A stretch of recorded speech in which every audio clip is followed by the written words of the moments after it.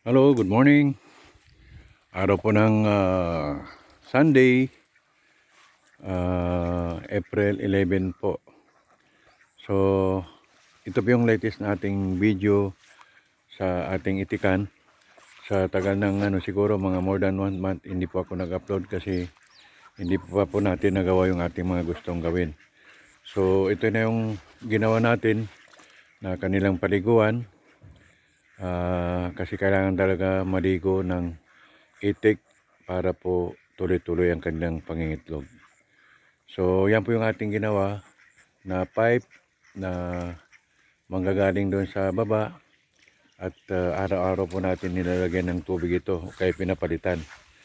So ito po yung isa, meron din po doon sa kabila na ganyan din. So ikutan natin guys.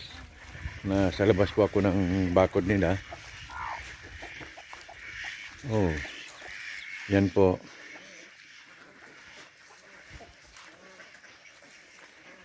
Lobat na po kasi. So, ito po yung ating mga itik ngayon na nagbibigay ng kanilang mga biyaya, no? Nangingitlog na po sila, in short. So, ito po yung pangalawa. Ito po yung una nating ginawa na kanilang paliguan. Yan, no? So, mayroon din ganon. Mayroon ding tubo galing doon sa main line ng pipe natin. At dito po maglalagay ng tubig. So, ang ginagawa ko ngayon is madali na po sa akin dahil bubuksan ko na yung mga valve na para dumano yung tubig. So, ito po yung pangatlong portion ng ating itik. So, diyan hindi ko pa ito nagawa ng katulad nung nakita ninyo.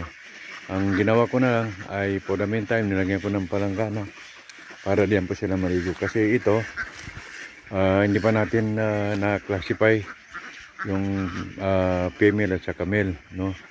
So, palagay ko mas marami yung male dito kasi tuwing kukuha ko ng itlog ay kakaunti lang ang napupulot ko. So ginawan ko ng temporary na paliguan nila. Nilagyan ko ng tubo dyan, manggagaling po din sa drum. Yan po yung palanggana na kanilang papaliguan. So dyan lang po guys. Maraming salamat. At sana po ay mag-like kayo sa ating video. Kahit na hindi pa masyadong maganda yung content natin, at least na-share natin yung ating mga ginagawang para sa ating itikan araw-araw. So dyan po, maraming salamat and see you sa ating mga susunod na video.